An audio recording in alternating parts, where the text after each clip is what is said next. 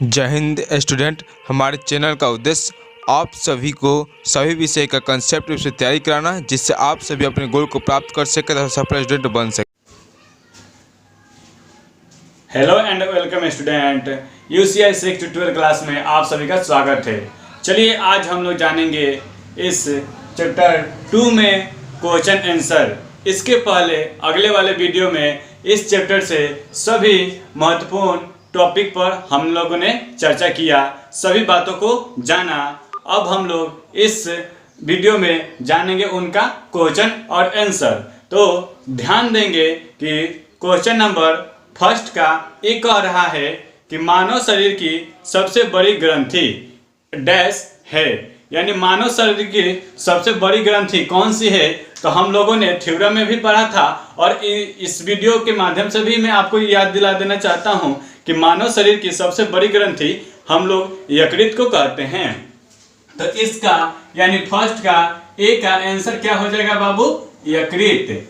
यानी इसका सही जवाब क्या हो जाएगा वहां पर? यकृत। आपको मालूम होना चाहिए कि यकृत किसका स्राव करता है, तो यह पित्तरस का स्राव करता है। इसको भी हम लोग क्या करेंगे, अपने नोटबुक में नोट कर लेंगे कि यकृत किसका स्राव करता है, तो यह पित्तरस का स्राव करता है।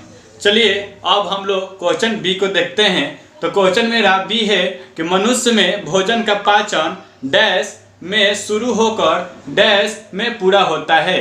यानी क्वेश्चन नंबर बी का आंसर हमारा क्या हो जाएगा, यानी भोजन का पाचन कहाँ से स्टार्ट होता है, तो मुंह से, यानी मुख गुहिका से शुरू होकर कहाँ तक संपन्न होता है, छोटी आंत तक संपन्न होता है। तो इसका हमारा क्या हो जाएगा, मुख गुहिका से प्रारंभ होकर कहाँ तक शुरू होता है, समाप्त होता है, छोटी आंत में। इसका बी का आंसर क्या हो जाएगा, मुंह गुहिका से प्रारंभ होकर छोटी आंत तक संपन्न होता है। अब सी नंबर में देखेंगे कि आमाशय में हाइड्रोक्लोरिक अम्ल एवं डैश का स्राव होता है जो भोजन पर क्रिया करते हैं। यानी आमाशय में क्या क्या स्राव होता है उसको हम लोग को जानना है। तो सी का आंसर हो जाएगा हमारा, सी का आंसर हो जाएगा पाचक रस और क्या होता है, पाचक रस और सलेस्मा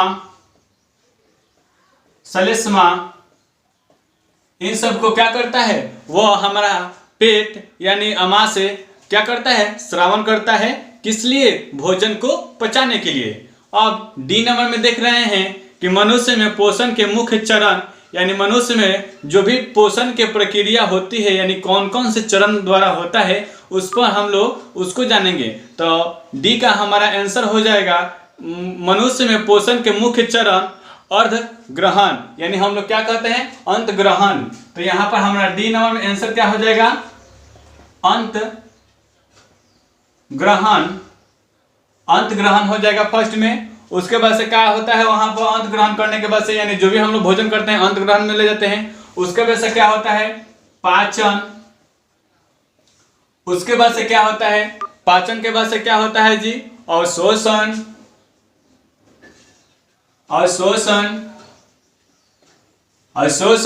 उसके बाद से क्या होता है, स्वागीकरण।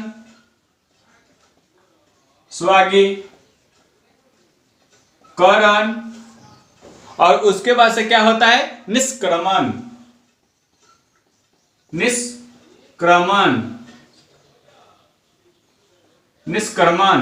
यानी ये हमारा क्या होता है, जो भी मनुष्य का पोषण होता है इन सभी प्रक्रिया द्वारा क्या होता है, उनको गुजरना होता है। तो इस सभी बातों पर हमने थ्योरम के माध्यम से एक एक बिंदु पर चर्चा किया था। अब आपको हम यहाँ पर भी याद दिला देना चाहता हूँ कि अंत ग्रहण में क्या होता है कि जो भी हम लोग भोजन क्या करते हैं, खाते हैं, उसको मुंह गुहिका द्वारा खाते हैं और वो कहाँ जाता है, ये ग्रसिका द्वारा हमारा पेट यानी आमाशय में जाता है। आमाशय में जाने के बाद से क्या होता है, वहाँ पर हाइड्रोक्लोरिक अम्ल एंजाइम और पाचक रस ये सब स्रावित होकर पेट में क्या करते हैं, भोजन को पचाते हैं पचने के बाद से भोजन का क्या होता है जी, अवशोषण होता है। अवशोषण होकर क्या होता है, वो हमारे जितने भी विटामिन, कार्बोहाइड्रेट, ये खनिज लवण जो भी हमारा अवशोषण होता है वो शरीर के विभिन्न भागों में क्या होता है, पहुंचाया जाता है। उसके बाद से स्वर्गीकरण, यानी जो भी हमारे पेट में एमिनो जूस होते हैं वो क्या करते हैं, उसको चूस कर और स्वर्गीकरण यानी रक्त में और ग्लूकोज के रूप में हमारे क्या करते हैं, शरीर के विभिन्न भागों में पहुंचाने के कार्य करते हैं। अब जानेंगे निष्क्रमण। यानी निष्क्रमण में क्या होता है, जो अपचित भोजन होता है उसको मल द्वार द्वारा क्या कर दिया जाता है, बाहर निकाल दिया जाता है। तो ये सभी क्या होती है, प्रक्रिया हमारे मानव पोषण में होता है।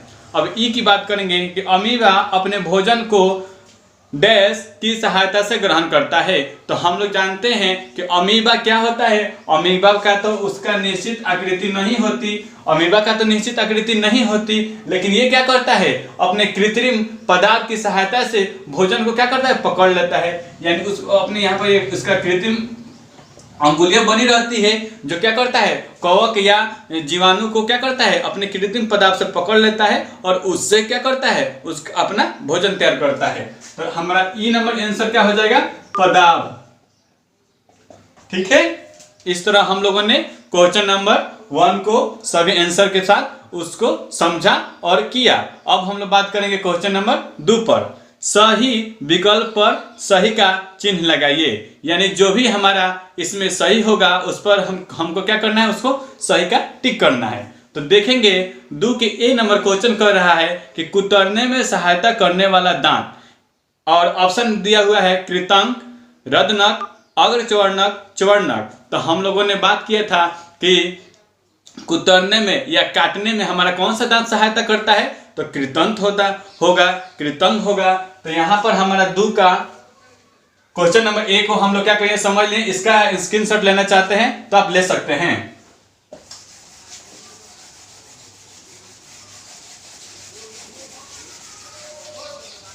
अब क्वेश्चन नंबर 2 की बात करते हैं हम लोग। 2 में ए नंबर में देखेंगे कि हमारा क्या है, कुतरने में सहायता करने वाला दांत ऑप्शन में है तो कृतंक है, रदनक है, अग्रचर्णक है और क्या है जी, चवर्णक है। तो हम लोगों ने थ्योरम में जाना था कि हमारा कुतरने वाला या काटने वाला कौन सा दांत है जी, तो हमारा क्या हुआ था, तो कृतंक हुआ था। तो 2 का ए नंबर आंसर क्या हो जाएगा, कृतंक। कृतंक क्या था, ये काटने में सहायता करता है और कुतरने में सहायता करता है, कौन सा दांत, तो कृतंक। अब हम लोग इन तीनों दांतों को भी थोड़ा सा थ्योरम में तो जाने ही थे, इसमें भी जानेंगे कि ये क्या होता है, रदनक। तो रदनक क्या करता है, ये फाड़ने में सहायता करता है। रदनक क्या करता है जी, फाड़ने में सहायता करता है। यानी जो हम लोग ऊपर 2 ठो और नीचे 2 ठो, यानी जो हमारे यहाँ पर नीचे 2 2 4 और ऊपर 2 2 4, यानी 4 4 8। रत्नक की संख्या कितने हो गई, 8। ये क्या करता है जी, तो ये भी हमारा क्या करता है, ये फाड़ने में उसको मदद करता है। और अग्रचर्णक की बात की जाए, अग्रचर्णक की, तो ये क्या करता है, उस भोजन को पीसने में और चबाने में मदद करता है। अग्रचर्णक क्या करता है, उस भोजन को पीसने में और चबाने में मदद करता है। और चवर्णक की बात की जाए तो चवर्णक क्या करता है, उस भोजन को पीसने के में सहायता करता है। ठीक है, अब हम लोग इसके 2 का ए का आंसर क्या हो जाएगा हमारा, कृतंक। अब बी नंबर की बात कर लेते हैं। तो बी नंबर है मेरा कि लार मंड स्टार्च को बदलता है, यानी लार मंड स्टार्च को कौन सा बदलता है, तो इसका हमारा क्या आंसर हो जाएगा, ग्लूकोज। इसका क्या हो जाएगा जी आंसर, ग्लूकोज। लार मंड क्या करता है, तो ग्लूकोज को बदलने में काम करता है। यानी जो भी हमारा लार होता है उसको ग्लूकोज के माध्यम से उसको एब्जॉर्ब करके ग्लूकोज के रूप में बदल लेता है और उसको आवश्यकता पड़ने पर हमारे शरीर से क्या करता है, वो धीरे धीरे खर्च करता है। अब जानेंगे सी नंबर में पीत रस का स्राव होता है। यानी सी नंबर में जानेंगे कि पीत रस का स्राव कहाँ से होता है जी, तो ये कहाँ से होता है, तो यकृत से होता है। हम लोगों ने पहले भी जाना था और अब भी बात करेंगे कि यकृत का पीत रस का स्राव कहाँ से होता है, तो यकृत। इसका सही जवाब क्या हो जाएगा, यकृत। अब हम लोग डी नंबर की बात कर लेते हैं कि वासा का पूर्ण रूपेण पाचन होता है, यानी जो भी हम लोग वासा के रूप में खाते हैं, जैसे कि तेलपक चीज हो गया, पकौड़ा हो गया, यानी जिसमें हम लोग अधिक मात्रा में वासा मिले, यानी उसका पाचन कहाँ होता है, तो छोटी आंत में होता है। इसका डी नंबर का आंसर क्या हो जाएगा बाबू? डी का आंसर क्या हो जाएगा हमारा? ये छोटी आंत में वासा का पाचन होता है, छोटी आंत। यहाँ पर आंसर क्या हो जाएगा? छोटी आंत। ठीक है, अब बात कर लेते हैं ई नंबर। ई नंबर क्वेश्चन क्या है? जल का अवशोषण मुख्यतः होता है, यानी जल का अवशोषण कहाँ होता है जी? ई नंबर का आंसर क्या होगा? तो हम लोग जानते हैं कि जल का अवशोषण कहाँ होता है, तो बड़ी आंत में। बड़ी आंत में क्या होता है जी? जल का अवशोषण होता है। तो इस तरह हम लोगों ने क्वेश्चन नंबर 2 को सही भी प्रश्नों को हल किया। अब बात करते हैं क्वेश्चन नंबर 3 पर।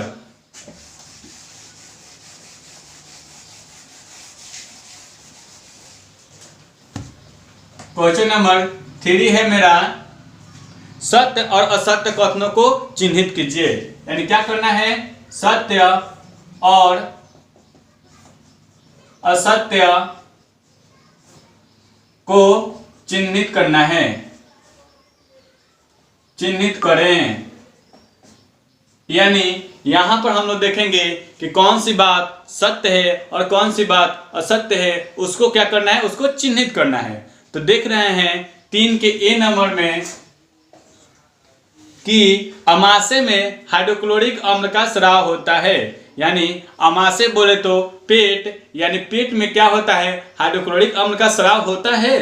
तो हमारा आंसर क्या होगा? सही है, क्योंकि पेट क्या करता है? हाइड्रोक्लोरिक अम्ल और क्या करते हैं? सोडियम और क्या करते हैं? एंजाइम, यानी बहुत सारे क्या करते हैं? भोजन को पचाने में उसमें मदद करता है। ये कहाँ से स्राव होता है? तो ये सब पेट से ही स्राव होता है। तो हमारा 3 का ए नंबर आंसर क्या हो जाएगा? ये क्या है जी? सत्य है। अब बात कर लेते हैं 3 के 2 नंबर में। देख रहे हैं कि पित्तरस से प्रोटीन का पाचन होता है। तो ये क्या है? बिल्कुल असत्य है, क्योंकि पित्तरस से प्रोटीन का पाचन नहीं होता है। प्रोटीन को पचाने के लिए हम आपको बतलाते हैं कि प्रोटीन को पचाने के लिए क्या होता है जरूरत? तो प्रोटीन को पचाने के लिए पेप्सिन नामक एंजाइम का जरूरत होता है। इसको आप अपने नोटबुक में चिन्हित लिख लीजिएगा कि प्रोटीन को पचाने में कौन सी सहायक एंजाइम होती है। तो प्रोटीन को पचाने में पेप्सिन नामक एंजाइम होती है। ठीक है, तो यहाँ पर हमारा 3 का 2 क्या हो जाएगा? तो ये असत्य हो जाएगा। ये इस तरह ये हमारा 3 का 2 में क्या हो जाएगा? असत्य हो जाएगा। अब 3 के 3 नंबर में बात कर लेते हैं कि प्रोटीन का पाचन मुख से प्रारंभ होता है। तो ये भी क्या है? असत्य है, क्योंकि प्रोटीन का पाचन मुख से तो नहीं होता है। तो 3 का हमारा आंसर क्या हो जाएगा? असत्य, क्योंकि प्रोटीन का पाचन तो हम लोग जानते हैं कि प्रोटीन का पाचन कहाँ से होता है बाबू? तो प्रोटीन का पाचन पेप्सिन नामक एंजाइम करता है। वो कहाँ होता है? वो पेट में होता है, मुख में नहीं होता है। अब आगे बात करेंगे क्वेश्चन नंबर 4 पर कि जुगाली करने वाले निगली हुई घास को पुनः अपने मुख में लाकर धीरे धीरे चबाते हैं। तो हाँ, जो भी जुगाली करने वाले जानवर होते हैं वो क्या करते हैं? वो जल्दी जल्दी घास को या भूसा को खा लेते हैं, और खाने के बाद एकांत जब बैठते हैं तो अपने खाए हुए भोजन को पुनः लियाकर, यानी मुख में लियाकर वो क्या करते हैं? उसको चबाते हैं। चबाने के बाद से वो क्या करते हैं? फिर पुनः उसको बड़ी आंत में उसको भेजते हैं। तो ये क्या है जी? कथन क्या है? ये सत्य है। तो इसलिए हमारा 4 नंबर क्या हो गया? सत्य है, सत्य है। अब हम लोग जानेंगे क्वेश्चन नंबर 3 के 5 पर। छोटी आंत में श्लेष्मक स्रावित होता है। अब यहाँ पर क्या कह रहा है कि क्या छोटी आंत में श्लेष्मक स्रावित होता है? तो यह क्या है? असत्य है, क्योंकि छोटी आंत में श्लेष्मक नहीं, उसमें क्या होता है? कार्बोहाइड्रेट श्लेष्मा और ग्लूकोज सरल या एंजाइम को क्या करता है? वो उसका क्या करता है? उसका स्रावित होता है। यानी जो भी उसमें स्रावन की प्रक्रिया होती है उसमें ग्लूकोज एंजाइम इन सभी का स्रावन होता है। ये श्लेष्मा का स्रावन नहीं होता है। तो इस तरह हमारा 5 नंबर क्या हो जाएगा? असत्य हो जाएगा। अब हम लोग बात कर लेते हैं क्वेश्चन नंबर 4 पर। तो क्वेश्चन नंबर 4 को देखेंगे।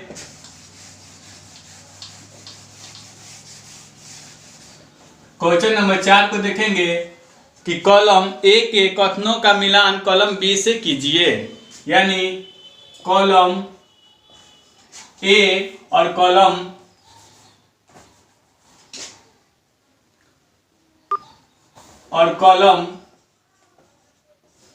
बी का मिलान क्या करना है, ए और बी का मिलान सही कथनों से करना है। तो देख रहे हैं हमारा 4 के ए नंबर में क्या दिया हुआ है, कार्बोहाइड्रेट। तो कार्बोहाइड्रेट क्या करता है, ये किसका श्रवण करता है या ये किस रूप में होता है। तो कार्बोहाइड्रेट क्या होता है बाबू, कार्बोहाइड्रेट क्या करता है, ठीक से लिख लेते हैं इसको।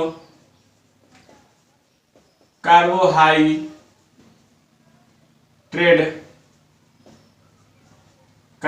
किसके स्राव करता है, ये शर्करा का होता है। इसका आंसर क्या हो जाएगा, शर्करा।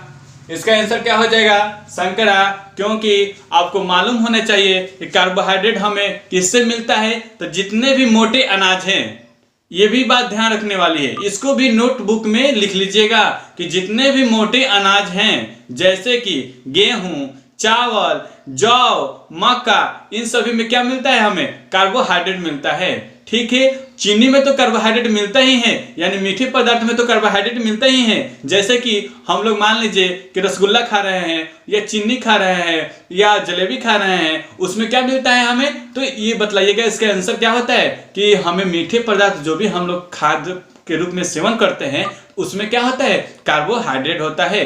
कार्बोहाइड्रेट को डायरेक्ट हमारा शरीर क्या करते हैं, एनर्जी के रूप में नहीं लेता है, उसको किसमें तोड़ता है, तो शर्करा के रूप में, यानी उसका किसमें रूपांतरण होता है, शर्करा के रूप में, ग्लूकोज के रूप में। ठीक है, अब बात कर लेते हैं प्रोटीन। तो प्रोटीन क्या होता है जी, तो प्रोटीन हमारा क्या करता है, अमीनो अम्ल का श्रवण करता है। यानी अब बी नंबर की बात कर लेते हैं, प्रोटीन।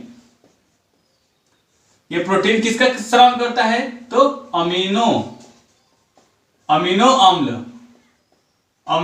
अम्ल में क्या हो गया, पेप्सिन। इसको भी क्या, ये प्रोटीन की क्या करता है, तो अमीनो अम्ल का श्रवण करता है। अब बात करेंगे सी नंबर में, वसा। वसा का क्या हो जाएगा जी, वसा का क्या हो जाएगा, तो ये हमारा क्या करता है, वसा अम्ल एवं ग्लिसरॉल का श्रवण करता है। वसा अम्ल एवं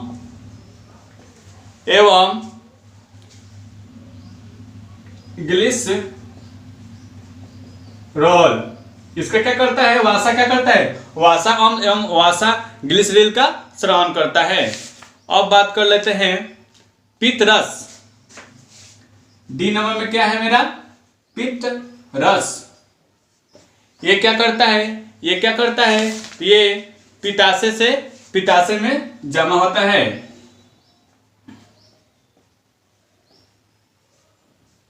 पित्ताशय, उसके बाद से है लार। ई नंबर में है हमारा लार, तो इसका हो जाएगा लार ग्रंथि। इसके बारे में थोड़ा थोड़ा हम लोग चर्चा कर लेते हैं। इसको हम लोगों ने इसका आंसर लिख दिया, आप चाहेंगे तो इसको अपने कॉपी में, नोटबुक में नोट कर सकते हैं। अब इस पर थोड़ा थोड़ा हम लोग इसके बारे में जानेंगे। देख रहे हैं कि कार्बोहाइड्रेट के तो शर्करा के रूप में ये क्या करता है, अपना बदलता है। फिर देखेंगे कि प्रोटीन क्या होता है, ये अमीनो अम्ल छोड़ता है। उसके बाद से वसा की बात कर लें। वसा मतलब क्या, यानी जो भी हम लोग तेल पक, यानी जिसमें उससे तेल अधिक मात्रा में हम लोग खाते हैं, उसी में क्या होता है, उसको हम लोग क्या करते हैं, उसको फैट बोलते हैं, यानी वसा बोलते हैं। तो उसको क्या करता है, वसा अम्ल एवं ग्लिसरॉल के रूप में हमारा क्या करता है, शरीर एब्जॉर्ब करके उसको रखता है। जैसे मान लीजिए यहाँ पर हम वसा वाले पर एक आपको थोड़ा सा कहानी बतलाते हैं कि हम लोग उपवास करते हैं या पर्व करते हैं, तो कहते हैं कि हम उस समय सोचिएगा कि हमारा शरीर कैसे चलता होगा। यानी हमें तो अपने क्रियाकलाप करने के लिए हमें शक्ति की ज़रूरत है, या अपने कोई भी कार्य करने के लिए हमें शक्ति की ज़रूरत है। लेकिन जब हम उपवास करते हैं तो उस समय हमारा शरीर का एनर्जी कहाँ से मिलता है? तो उस समय हमारा शरीर का एनर्जी यानी ऊर्जा कहाँ से मिलता है? तो वो वसा से ही मिलता है। यानी वसा क्या होता है? जब भी हम लोग अधिक मात्रा में कुछ खा लेते हैं तो एनर्जी के रूप में, शक्ति के रूप में वो एब्जॉर्ब होकर कहाँ रहती है? तो वसा के रूप में रहती है। यानी हम लोग नहीं कहते हैं कि ये बहुत ज़्यादा चर्बी हो गई है इसको, यानी बहुत ज़्यादा इसको फैटी हो गई है, तो वही क्या होता है? वो स्टॉक होकर रहता है उसमें। उस समय उसका उपयोग कब होता है? जब हम लोग उपवास करते हैं तो वह फैट धीरे धीरे घट कर, यानी वो हमारा क्या करता है? उसको शरीर उसको एब्जॉर्ब कर कर हमारे विभिन्न भागों में, शरीर के विभिन्न भागों में पहुंचाने का काम करता है। यानी हम लोग जिस दिन उपवास करते हैं उस दिन हमारा शरीर की ऊर्जा की पूर्ति कहाँ से होती है? तो वही स्टॉक किए हुए ऊर्जा से, यानी फैट से। ठीक है, इसको हम लोग ध्यान रखेंगे। अब बात कर लेते हैं पित्तरस। तो पित्तरस तो स्रावित करता है यकृत, ये पहली का बात। यानी पित्तरस स्रावित कौन करता है? यानी पित्त कहाँ से स्रावित होता है? तो यकृत से। लेकिन इसको जमा कौन करता है? इसको स्टोर कौन करता है? यानी रखता कौन है? तो ये क्या हो जाएगा? पित्ताशय। यानी पित्ताशय नामक एक थैली होती है। हम लोग अधिकांश जानवरों में देखा है कि पित्त होता है। यानी पित्त वो जब कलेजा के नजदीक होता है, पित्त लंबा सा, उसका आकार इस तरह होता है जैसे बैगन छोटा एक बैगन का एग्जाम्पल ले लीजिए, या क्या बोलते हैं काबली चना हो, काबली चना नहीं, वो राजमा जैसा होता है, उसको क्या करते हैं? वो उसी तरह उसका आकार होता है। तो वो क्या करता है? उसमें क्या करता है? वो जमा करता है। यानी पित्तरस कहाँ जमा होता है? पित्ताशय में। अब हम लोग जानेंगे लार। तो लार कहाँ से उत्पन्न होता है? तो लार ग्रंथि से। यानी हमारे मुंह में भी क्या है? लार ग्रंथि है। इसीलिए ना हम भी जो क्या करते हैं, अचार हो या नमकीन हो या जो भी क्या करते हैं, इमली हो, तो इस सभी को देखते देखते हमारे मुंह में क्या आ जाता है? पानी आने लगती है। आपने महसूस किया होगा कि ये क्रिया क्यों होती है और कैसे होती है। तो हम लोग जानेंगे कि हमारे मुंह में भी क्या होती है? लार ग्रंथियाँ रहती है, जिसको यानी हम लोग जब भी ये सभी वस्तुएं, इमली, खट्टा चीज या अचार हो, इन सब को देखते हैं तो हमें देखते देखते क्या हो जाती है? मुंह में पानी आने लगती है। यानी हमारा लार कहाँ से स्रावित होता है? लार ग्रंथि से। इस तरह हम लोगों ने क्वेश्चन नंबर 4 को अच्छी तरह से किया और इन सभी बिंदुओं पर चर्चा किया। आशा करता हूं कि आप सबको इन सभी क्वेश्चन के बारे में अच्छी तरह से समझ में आया होगा। और आप चलते हैं अपने अगले क्वेश्चन पर। दिया हुआ है क्वेश्चन नंबर 5 में कि आहार नाल के किन भागों द्वारा ये कार्य होते हैं, यानी इनको हमें जानना है। तो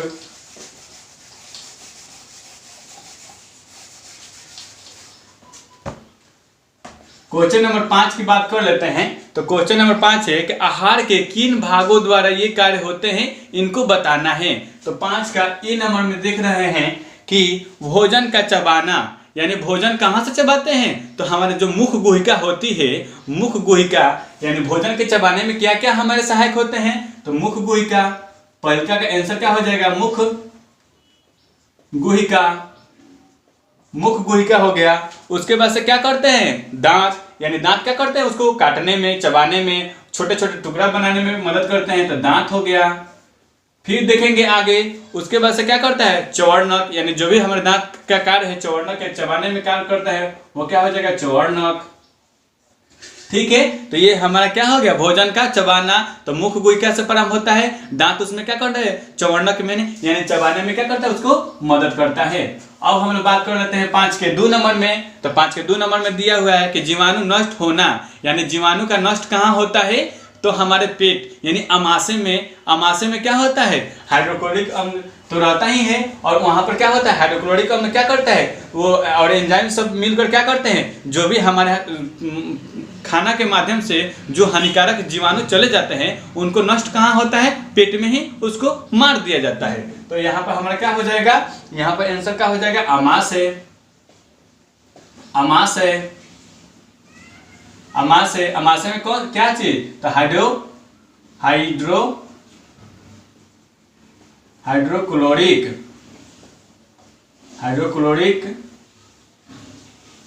अम्ल। हाइड्रोक्लोरिक अम्ल क्या होता है? श्रावण करता है और जीवाणुओं को मार देता है। अब जानेंगे 5 के 3 नंबर में उपयोगी पदार्थ का अवशोषण कहाँ होता है, यानी उपयोगी पदार्थ का जो भी अवशोषण होता है वो कहाँ होता है, बड़ी आंत में होता है। 5 का 3 नंबर में आंसर हमारा क्या हो जाएगा, बड़ी आंत में होता है। अब 4 नंबर की बात की जाए, 5 के 4 नंबर में कि मल का निष्कासन, तो मल का निष्कासन कहाँ होता है, किससे होता है, तो मल द्वार से होता है, मल द्वार से होता है। इस तरह हम लोगों ने क्वेश्चन नंबर 5 को किया और समझा। अब जानेंगे क्वेश्चन नंबर 6 पर।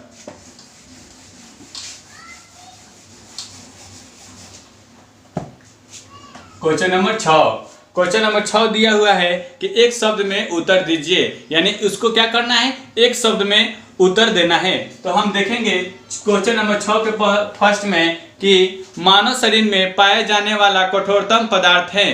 तो हम लोगों ने अपने मानव शरीर में कठोरतम पदार्थ की बात की थी, तो यहाँ पर भी चर्चा करेंगे कि मानव शरीर में सबसे कठोर क्या है, जबड़ा, यानी इसको हम लोग इंग्लिश में क्या कहते हैं, इनेमल। इसको इंग्लिश में बोलेंगे तो इनेमल, इनेमल, और इसको क्या कहते हैं हिंदी में, जबड़ा।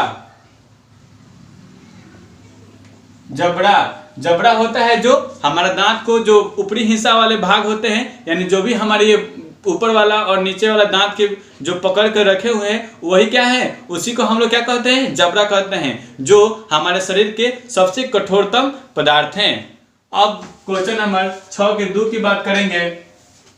पचे भोजन का अवशोषण करने वाली अंगुली जैसी संरचनाएं क्या कहलाती है, यानी डैश दिया हुआ है, उसका मतलब है कि वहां पर क्या कहलाती हैं। तो जो भी हमारा पचे हुए भोजन को अवशोषण करता है, यानी पेट में हम लोग देखते हैं, ये हमारा जैसे कि पेट हो गया, ये हमारा क्या हो गया, ये पेट हो गया। तो इसमें क्या होता है, इसमें इस तरह का अंगुली नुमा रूपा संरचना बनी रहती है, जो क्या करती है, एंजाइम छोड़ती है, यानी एंजाइम छोड़ती है और भोजन को पचाने में मदद करती है। यही क्या करती है, भोजन को पचाने में मदद करती है। और जो अवशोषण करती है, जो भोजन को पच जाता है उसका उपयोगी पदार्थ अवशोषण करती है, वो क्या कहाँ भेजती है, रक्त और संकरा के रूप में भेजती है। तो इसको हम लोग क्या कहते हैं, रसागुल, यानी इसका नाम क्या है, जो अंगुली रूपा संरचना बनी हुई है उसको क्या कहते हैं, रसागुल, रसागुल। इसका आंसर क्या हो जाएगा, रसागुल। ठीक है, इस तरह हम लोगों ने 2 नंबर क्वेश्चन को किया। अब जानेंगे 3 नंबर।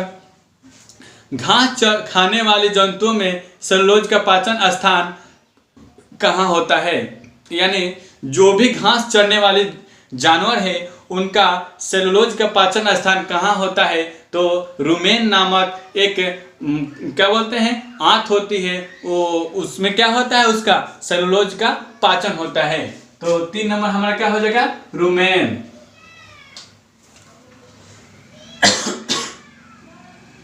रुमेन में क्या होता है, सेलुलोज का पाचन होता है। अब जानेंगे 4 नंबर में अमीबा में भोजन का पाचन स्थान, यानी अमीबा में भोजन का पाचन स्थान कहाँ होता है, तो खाद्यदानी में। 4 नंबर में क्या हो जाएगा, खाद्यदानी में। खाद्यदानी में क्या होता है, अमीबा अपना भोजन को क्या करता है, वहां पर पचाता है, लेकिन पकड़ता किससे है, तो कृत्रिम पदार्थ से।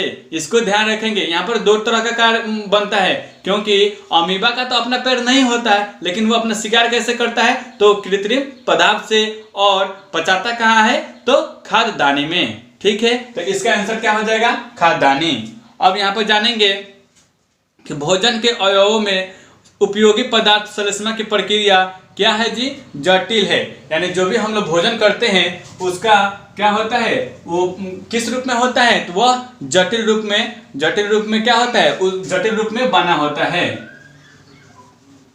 जटिल रूप में बना होता है।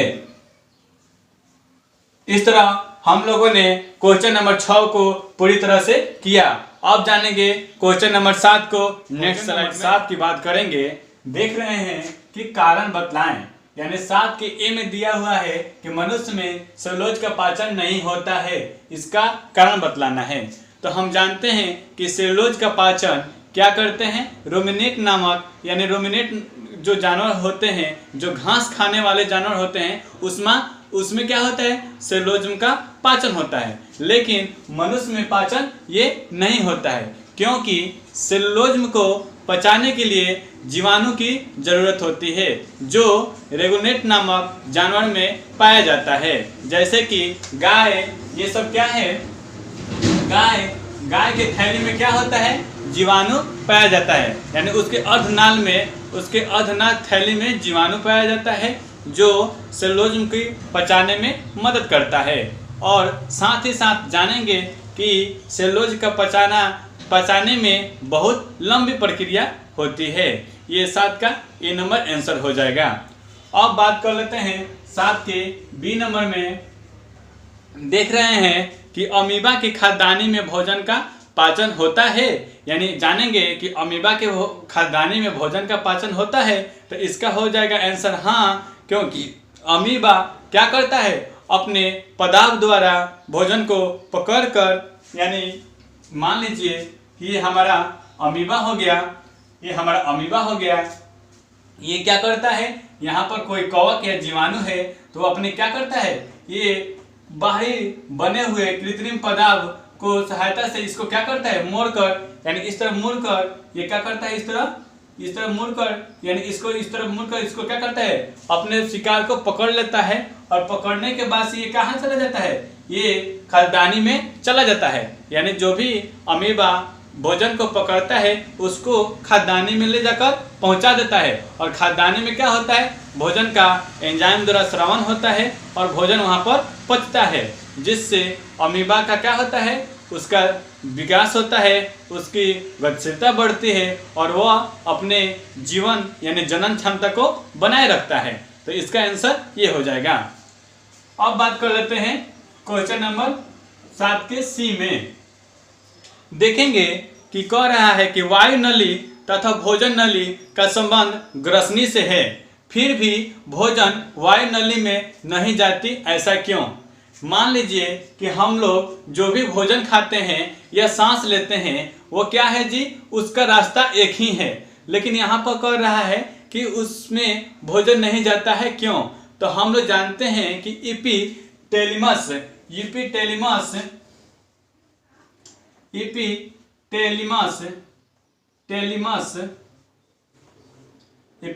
नामक क्या होता है, ग्रंथि होता है।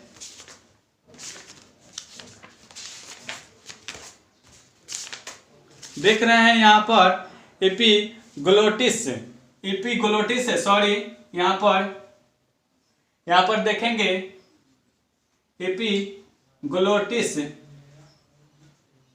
एपिग्लोटिस नामक एक ग्रंथि पाया जाती है, कहाँ पे, श्वास नली में। तो इसका आंसर क्या होगा बाबू, 7 के सी का आंसर होगा कि हमारे श्वास नली में एक एपिग्लोटिस नामक क्या होता है, तंत्रिका पाया जाता है, या ग्रस्का में पाया जाता है एपिग्लोटिस नामक एक अंग, जो श्वास नली को भोजन आता है तो उसको क्या करता है, वहां पर उसको ढक देता है, यानी श्वास नली को वो क्या करता है, उसका रास्ता ब्लॉक कर देता है। यानी ये हमारा श्वास नली हो गया, यहाँ से हम भोजन खा रहे हैं, और ये हमारा क्या है, ग्रस्का है। तो यहाँ पर हमारा क्या है, वो एपिग्लेमस नामक क्या है, हम चित्र के माध्यम से देखेंगे कि यहाँ पर क्या है, एक एपिग्लोटिस नामक एक क्या है, अंग है, जो क्या करता है, वहां पर श्वास नली को ढक देता है, जिससे उसमें अन्न जाने से रुक जाता है, और हमारा अन्न कहाँ जाता है, अन्न ग्रासिका द्वारा हमारे पेट में चला जाता है, जिसके कारण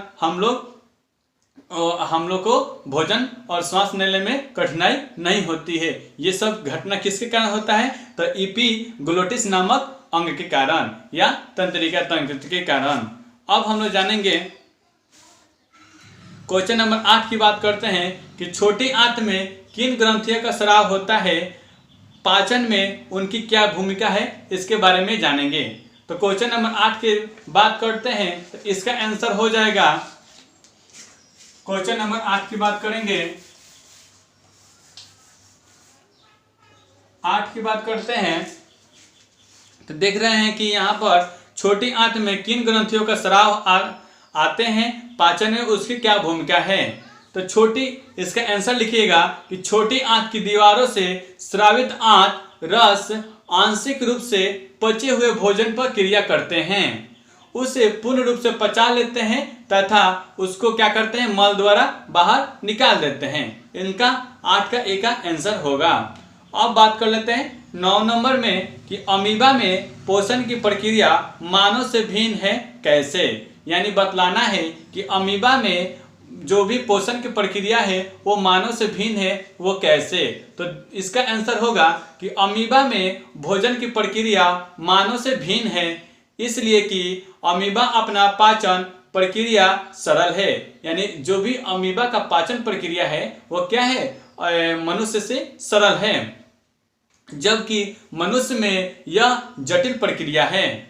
अंत ग्रहण और उत्सर्जन की प्रक्रिया भी काफी भिन्न है। जो भी हम लोग अंत ग्रहण करते हैं या उत्सर्जन करते हैं, ये भी प्रक्रिया क्या है, भिन्न भिन्न ही है। अब और जानेंगे कि अमीबा अपने भोजन को पदार्थ के माध्यम से क्या करता है, पकड़ता है और अपचित भोजन को खाद्यदानी यानी खाद्यदानी द्वारा बाहर निकाल देता है, जबकि मनुष्य में भोजन मुंह के अंदर ले जाया जाता है और ग्रस के द्वारा और अनेक आहार नाल के माध्यम से क्या करते हैं, उसको गुजरना पड़ता है, जो बहुत ही जटिल प्रक्रिया है। इस तरह हम कह सकते हैं कि अमीबा और मनुष्य के पोषण में भिन्नता है।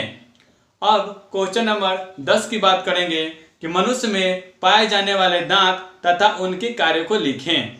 तो जानते हैं कि मनुष्य में कितने प्रकार के दांत पाए जाते हैं। तो मनुष्य में जानेंगे कि 4 प्रकार के दांत पाए जाते हैं। यानी क्वेश्चन नंबर 4 का आंसर 10 का आंसर क्या हो जाएगा कि मनुष्य में 4 प्रकार के दांत पाए जाते हैं। एक नंबर होगा आंसर इसका कृतंक। कृतंक ये क्या करता है, काटने में या कुतूरने में क्या करता है, मदद करता है। इसका क्या है जी, काटने में इसका क्या है, कोई भी चीज को काटने में मदद करता है। कौन सा दांत, तो कृतंक। दूसरे दांत की बात की जाए, दूसरे प्रकार के दांत की बात की जाए तो रदनाक। रदनाक ये क्या करता है, तो ये फाड़ने के कार्य करता है। यानी कोई भी चीज हो, सेब हो, संतरा हो, या कोई भी हम लोग फल फ्रूट या सब्जी या कोई भी चीज खाते हैं, उसको फाड़ने का कार्य कौन सा कार्य दांत करता है, तो रदनाक फाड़ने में कार्य करता है। तीसरी टाइप की दांत की बात की जाए तो अग्रचर्वणक। अग्रचर्वणक ये क्या करता है, पीसने और चबाने में कार्य करता है। पीसने और चबाने में कार्य करता है। और लास्ट चौथी दांत की प्रकार की बात की जाए तो ये क्या कहता है, चर्वणक। ये क्या करता है, चबाने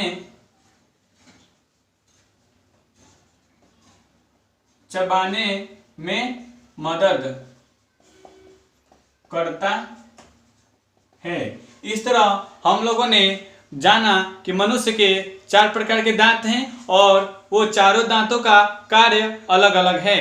अब जानेंगे कि मनुष्य में पाचन तंत्र का नामांकित चित्र बनाना है।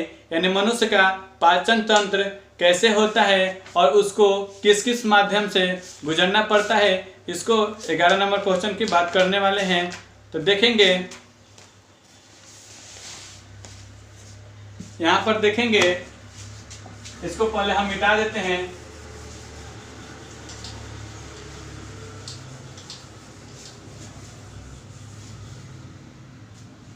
तो बात करेंगे क्वेश्चन नंबर 11 पर।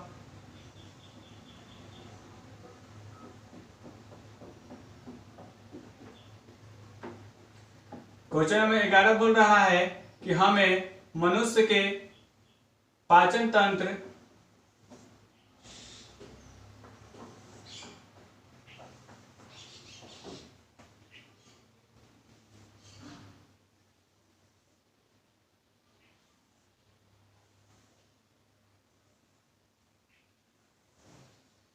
इस पर चर्चा करने वाले हैं हम लोग।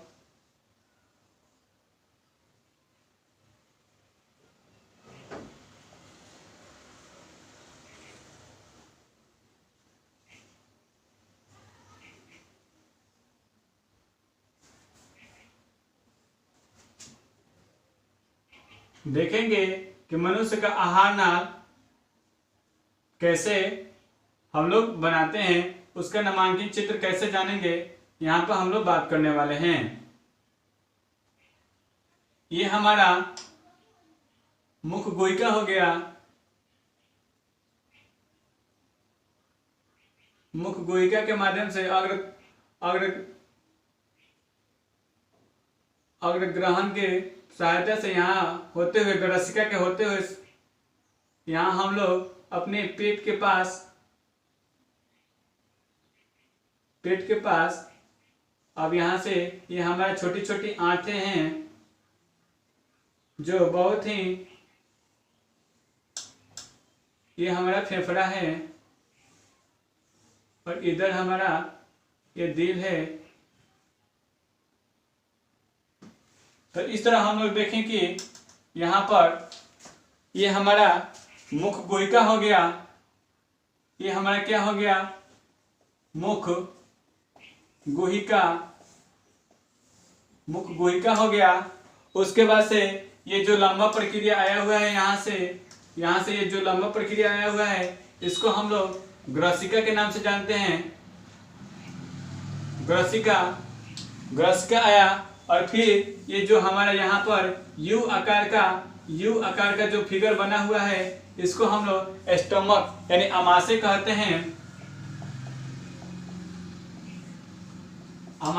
हैं। और फिर देखेंगे उसके नीचे आएंगे तो हमारा क्या है? छोटी आंत। यहाँ पर देख रहे हैं तो हमारा क्या है? छोटी आंत। फिर यहाँ से ये जो मोटा वाला है उसको हम लोग क्या कहते हैं? बड़ी आंत। इसको क्या बोलते हैं? बड़ी आंत। फिर हम देखेंगे उसके नीचे तो क्या है? मलाशय। जो हमारा ये थोड़ा सा यहाँ पर बना हुआ है यानी मल द्वार के ऊपर वाले हिस्सा जो बना हुआ है ये इसको क्या कहते हैं? मलाशय। जो यहाँ पर जस्ट मलाशय के नीचे वाले भाग को क्या कहते हैं? मल द्वार, जिससे माध्यम से क्या होता है? हम लोग अपना मल त्यागते हैं। तो इस तरह हमारा मनुष्य का आहार नाल का फिगर बना, जो आप लोगों ने फिगर के माध्यम से समझा, उसको जाना। इस तरह हम लोगों ने चैप्टर 2 में सारे प्रश्न को अच्छी तरह से अध्ययन किया। दोस्तों, अपने सोच को, अपने थॉट के सीड्स को एक्शन का पौधा बनाना है तो चैनल को सब्सक्राइब कर लीजिएगा, बेल आइकन को प्रेस कर लीजिएगा ताकि इससे रिलेटेड वीडियो आपको मिलता रहे। धन्यवाद दोस्तों, आपको हमारे साथ बने रहने के लिए। Thank you.